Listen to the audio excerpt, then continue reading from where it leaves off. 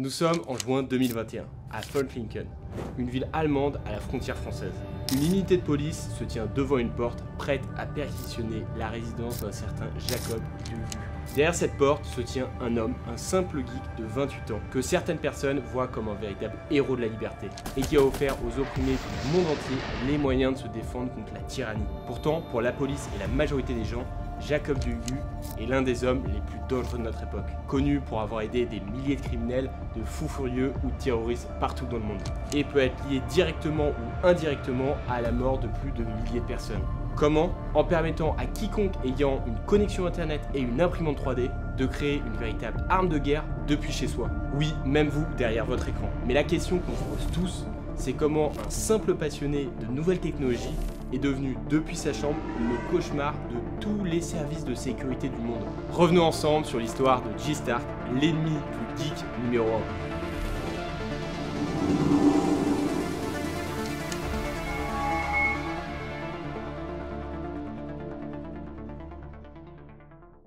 On lance aujourd'hui l'épisode 1 d'un nouveau concept consacré à des histoires sur des personnages marquants de l'impression 3D et des nouvelles technologies. On a beaucoup bossé avec toute l'équipe pour pouvoir vous présenter ce nouveau format de qualité. Si jamais vous appréciez ce tout nouveau format et si vous voulez soutenir notre projet, n'hésitez pas à liker, commenter, vous abonner. Ça nous aide énormément et toutes les sources et rapports de police qu'on a utilisés pour faire cette vidéo sont dans la description.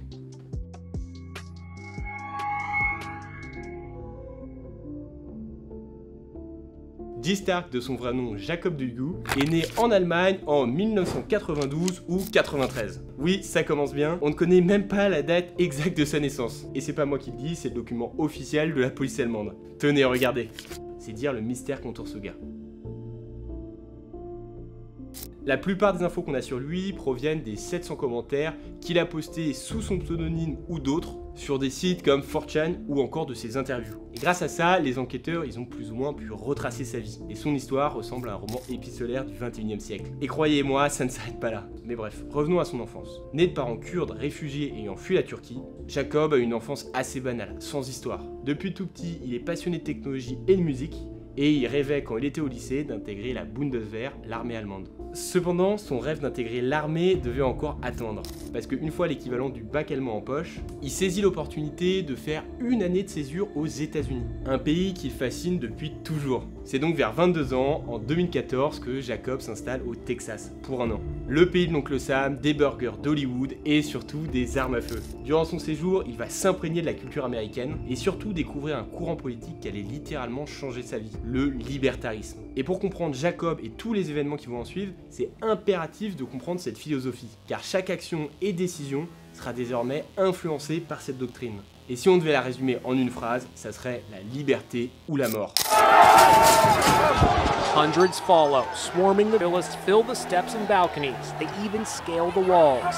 I can see at least half a dozen Of democracy is sparking outrage. Some officers did their best. Les libertariens, ils prônent une politique qui valorise uniquement les libertés individuelles et cherche à minimiser toute intervention de l'État dans la vie privée et économique des individus. Pour eux, l'État, c'est une institution qui est illégitime et coercitive, et défendent avec ferveur les libertés civiles. Et une des libertés qu'ils ont surtout très à cœur, surtout aux États-Unis, c'est le droit de détenir une arme, comme le stipule le deuxième amendement de la Constitution américaine. Cet amendement, il est d'ailleurs vivement débattu aux États-Unis après chaque tuerie de masse. Jacob, il s'imprègne vraiment de ce débat et prend fait et cause pour défendre ce droit à détenir une arme. Mais le petit hic, c'est que Jacob, lui, il est pas américain, qu'il le veuille ou non, il est allemand. Et la réalité va bientôt le rattraper avec son retour en Allemagne. Car là-bas, comme dans la majorité des pays européens, on est à des années-lumière de ce débat sur le port d'armes. En Europe, vous le savez, l'accès aux armes est quand même vachement réglementé. Et ça va le révolter. Mais Jacob, il n'a pas encore dit son dernier mot. Vous vous souvenez de son premier rêve, celui d'intégrer l'armée allemande? Eh bien en 2015, Jacob y franchit le pas et rejoint les rangs de l'armée en tant que sous-officier. C'est pour lui un premier pas dans l'univers des armes à feu. Mais affecté à une unité de logistique, il déchante très rapidement. Car oui, l'armée c'est une institution qui est extrêmement codifiée et qui fait pas forcément bon ménage avec son idéal de libre accès aux armes. Mais si vous pensez qu'il allait rester sur cet échec, détrompez-vous. Parce qu'il décide de rejoindre une mystérieuse organisation qui allait devenir le terrain d'expression parfait pour sa doctrine politique et ses idées pour le moins radicales. Une organisation dont le chef fait partie aujourd'hui des personnes les plus sulfureuses d'Internet. Le nom de cette organisation, Défense Distributed.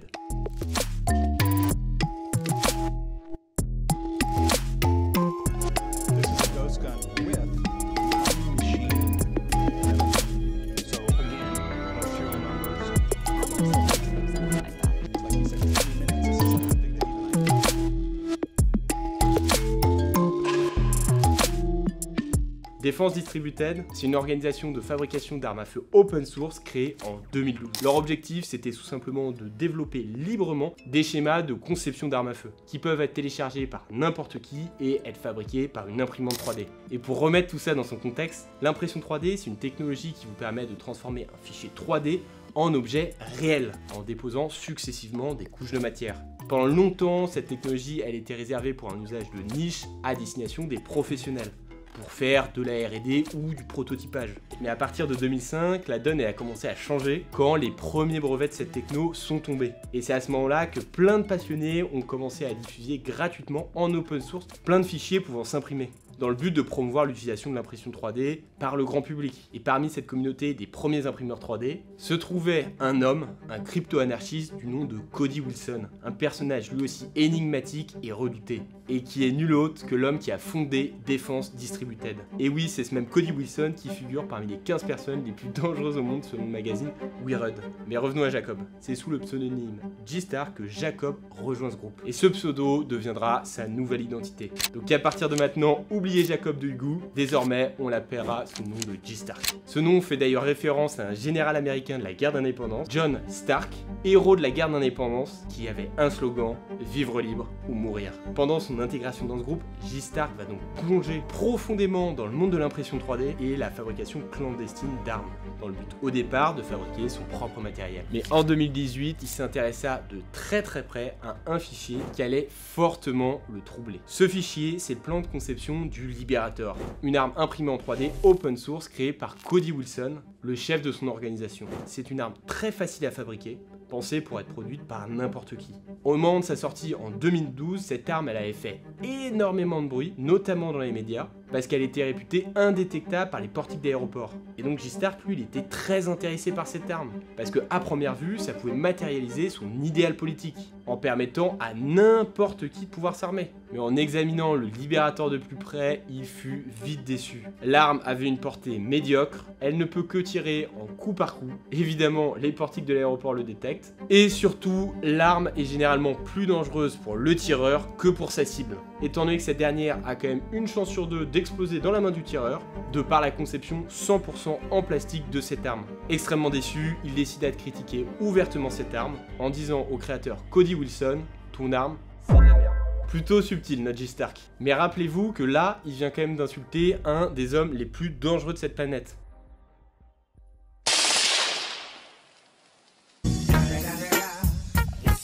Que fait notre cher Cody? Il lui répond simplement « Répare l'arme toi-même ». Et devinez ce que fait G-Stark? Et bah il prend la réponse de Cody Wilson au pied de la lettre. Enfin, pas tout à fait. Il décide d'abord de fonder son propre groupe, Deterrence Dispensed. Avec des ambitions bien plus grandes que son ancien groupe, son objectif à lui, c'est d'armer facilement la population mondiale avec des armes imprimées en 3D, mais cette fois-ci avec des armes qui sont vraiment redoutables. Rien que ça, vous commencez à cerner le personnage, n'est-ce pas? Le projet FGC9 est alors lancé. Une arme qui se veut vraiment performante, contrairement au pauvre Liberator. Et c'est là que les choses sérieuses vont commencer pour notre petit Jacob.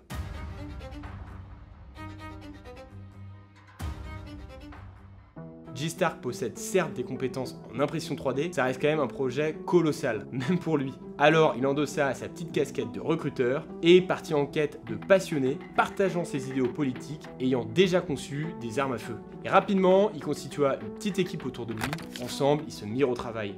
et pendant 2 ans, ils travaillèrent sans relâche. Nous sommes en mars 2020. Attendez, 2 ans pour faire un projet en impression 3D? C'est juste énorme. Et oui, c'est souvent le problème quand on se forme tout seul. Pour éviter de faire comme lui, on vous met en description un lien vers une formation qui est gratuitement disponible, composée de 7 vidéos pour apprendre les bases de l'impression 3D. Ces vidéos, c'est en quelque sorte un condensé des formations qu'on réalise normalement en individuel. Et évidemment, le but ici, c'est sûrement pas de vous apprendre à fabriquer des armes, mais plutôt faire comme nos anciens élèves et d'utiliser cette techno de manière vertueuse pour faire du bricolage, réparer des objets cassés, se reconvertir professionnellement ou même lancer vos propres projets. Foncez en description, c'est gratuit, et si vous êtes intéressé par l'impression 3D, vous verrez, c'est vraiment cool. Et sinon, vous pouvez évidemment faire comme G-Stark et galérer pendant 2 ans. Quoique, c'est peut-être mieux si vous comptez fabriquer des armes. Je plaisante évidemment. Revenons à notre histoire. En mars 2020, G-Stark rend officiellement public son arme, le FGC9.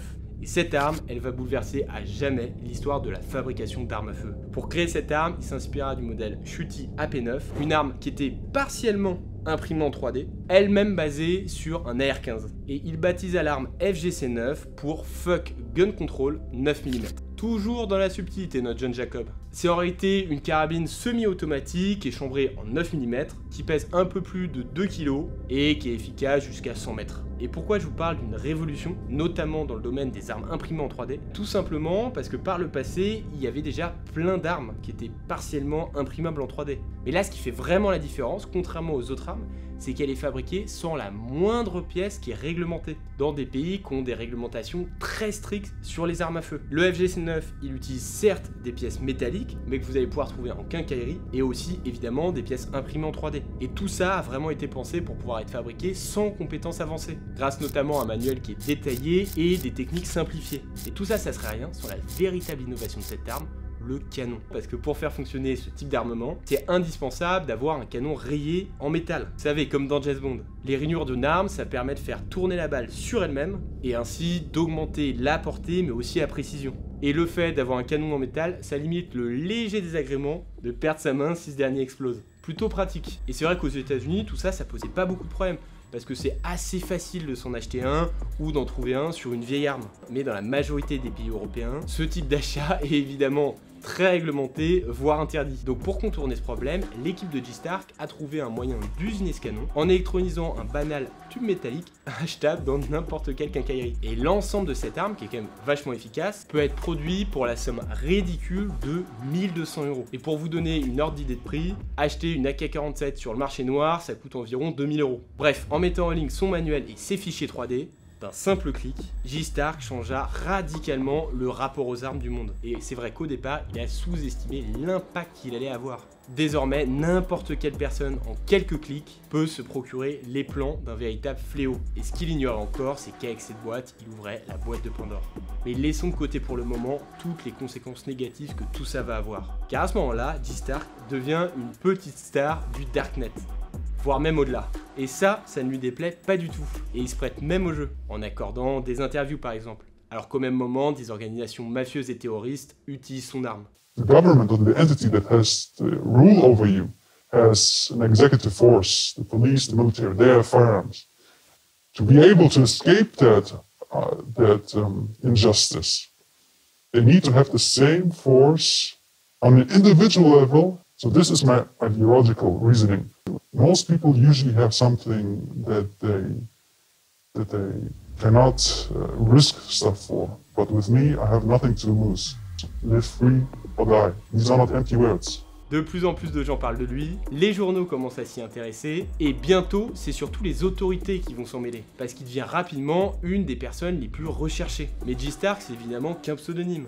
Jusqu'à présent, son identité, elle est restée secrète, même lors des interviews, où il apparaît toujours masqué. D'ailleurs, dans plusieurs d'entre elles, il affirme toujours prendre les précautions nécessaires pour garder son identité secrète, sachant qu'il risque au bas mot 10 ans de prison. Le geek le plus recherché de la planète n'est pour le moment qu'un fugitif sans visage, dont personne ne connaît encore la véritable identité. Comment attraper quelqu'un qui se cache derrière un masque et un pseudo? Et petit à petit, lui et son groupe dévoilent de plus en plus ses motivations, en expliquant clairement qu'il cherche à s'assurer que n'importe quelle personne qui a une connexion internet puisse fabriquer chez lui ses propres armes. Ce qu'il faut comprendre derrière cette phrase, c'est que G-Stark, lui, non, il compte pas s'arrêter là. Là, le FGC9, c'était juste la première étape de son plan. Et à en croire ses partisans sur internet, J-Stark, il avait les moyens de ses ambitions. Les autorités, elles sont donc sur le qui-vive, les médias, eux, ils spéculent, et le public, lui, est fasciné. Mais J-Stark reste insaisissable. Un fantôme dans l'ombre, prêt à déclencher la prochaine étape de son plan. Avec, cette fois-ci, la fabrication d'une arme encore plus simple, sans notamment le process de fabrication du canon, qui reste quand même assez complexe, avec cette fois-ci la fabrication d'un fusil à pompe imprimé en 3D. On est donc début 2021, et la communauté sur internet n'a qu'une question en tête, qui est J-Stark ?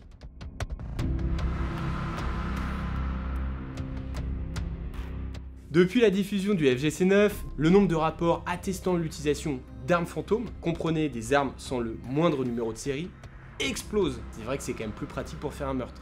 De plus en plus de gangsters, de mouvements politiques radicaux, voire même de simples particuliers, sont arrêtés en possession de FGC9, voire même de tout l'attirail pour pouvoir en fabriquer. Ça commence donc à devenir un problème vraiment majeur. Et les policiers patinent malgré les tentatives d'infiltration des différentes sphères. Mais tout ça va changer quand la police anglaise va décider de changer de stratégie, en utilisant tout simplement la technique des mots-clés. Pour ça, ils vont tout simplement passer au peigne fin toute sa vie, ses interviews, ses commentaires sur différents comptes avec différents pseudos. Et là, la police, elle va jouer au jeu du qui est. Parce que plus les mois avancent, et plus J-Stark est bavard. Et pour la police, le nombre de sous-officiers allemands d'origine kurde ayant été sous-officiers de 2015 à 2018 et ayant fait un voyage aux États-Unis, bah finalement, il n'y en a pas 15. Et toutes les infos que la police a sur lui vont converger vers un homme, un certain Jacob de Hugo. Pour les autorités, c'est à ce moment-là un parfait inconnu sans le moindre casier judiciaire. Et un matin de juin 2021, Jacob, tranquillement installé chez lui, entend frapper à sa porte et une unité de police allemande se tient là, prête à perquisitionner sa résidence. Suite aux informations que la police britannique lui a transmises. Nous voilà donc revenus là où notre histoire a commencé. Jacob se lève calmement, marche vers la porte, l'ouvre, la police est là, et le soupçonne d'être un des hommes les plus dangereux du dark web. À sa place, que feriez-vous? Vous sortez un flingue et vous voulez jouer Rambo? Vous partez en courant? Une chose est sûre, à ce moment-là, la situation ne sent vraiment pas bon pour lui. Mais si vous pensez que cette perquisition allait mettre fin à l'aventure de J-Stark, vous vous trompez. L'ambition de cet homme était démesurée. Et il savait évidemment que la protection de son identité était cruciale pour son succès. Et à ce jeu-là, il avait toujours une longueur d'avance sur la police. Face aux agents, J-Stark resta d'un calme olympien. Il les laissa entrer et les policiers ont commencé à tout retourner chez lui. Et évidemment, ils ont analysé en détail ses différents ordinateurs. Et suite à une longue garde à vue, devinez quoi?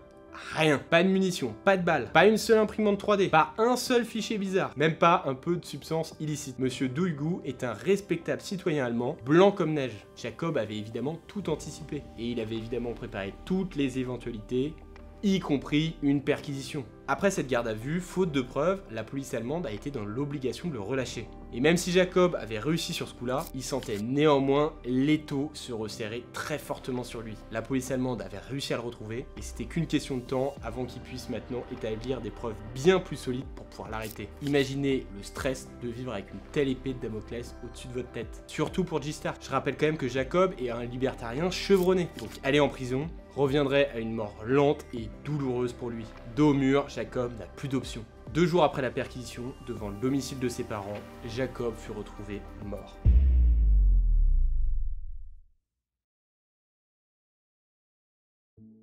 Selon les autorités allemandes, il serait mort d'une banale crise cardiaque, causée par des problèmes au cœur qu'il avait et le stress énorme de ces derniers mois. Mais l'explication officielle semble très étrange pour de nombreux partisans de J-Stark. Mourir d'une crise cardiaque à 28 ans, 2 jours après la perquisition, sachant que tous les renseignements et polices du monde entier sont derrière lui, bizarre. D'autres encore parlent d'un suicide, affirmant que Jacob aurait tweeté ce message avant sa mort, indiquant qu'il voulait en finir. Pour moi, les prochains mois, ça sera soit la fuite, soit la corde. Je ne sais pas encore. Depuis son décès, la seule certitude, c'est que le FGC9 et ses nombreuses variantes ont été malheureusement retrouvées dans de nombreux conflits à travers le monde. Pour le meilleur, comme la résistance qui lutte contre la dictature sanglante en Birmanie, mais souvent pour le pire, avec des armes aux mains de groupes paramilitaires ou encore de nombreuses mafias. C'est d'ailleurs le cas par exemple à Marseille, où les trafiquants se livrent des règlements de compte avec cette arme. Interpol ou nombreuses polices font d'ailleurs état de l'explosion des saisies d'armes fabriquées en 3D à travers le globe. Malheureusement, ça risque de continuer et de s'empirer, car les imprimantes 3D sont toujours plus performantes et toujours moins chères. La liberté que Jacob chérissait avait donc un prix, et ce prix se compte en centaines, voire milliers de victimes. C'était donc l'histoire de J-Stark. L'objectif de ce premier épisode, sur les personnages marquants de l'impression 3D ou des nouvelles technologies, n'a évidemment pas comme but de glorifier les armes, ni d'encourager à la fabrication. C'est d'ailleurs sévèrement puni dans la loi. Le but ici, c'est plutôt de mettre en lumière le destin d'hommes et femmes qui a un impact qui soit positif ou négatif sur notre société en utilisant les technologies de demain. Et c'est notamment le cas avec l'impression 3D qui nous offre désormais de nombreuses possibilités. Donc si jamais vous êtes intéressé par découvrir ou vous former à l'impression 3D, je vous rappelle qu'on vous a mis en description une formation qui est gratuite, composée de 7 vidéos pour apprendre les bases de l'impression 3D. Sachez que nos anciens élèves, eux, ne fabriquent évidemment pas d'armes, mais utilisent l'impression 3D pour réaliser tout un tas de projets formidables. On en a qui ont créé leur société, d'autres qui ont aménagé des vieux vannes, d'autres qui font de l'art, ou même des parents qui font des jouets pour leurs enfants. Bref, dites-moi vraiment si ce nouveau format vous plaît, et si c'est le cas, on vous en fera plein d'autres.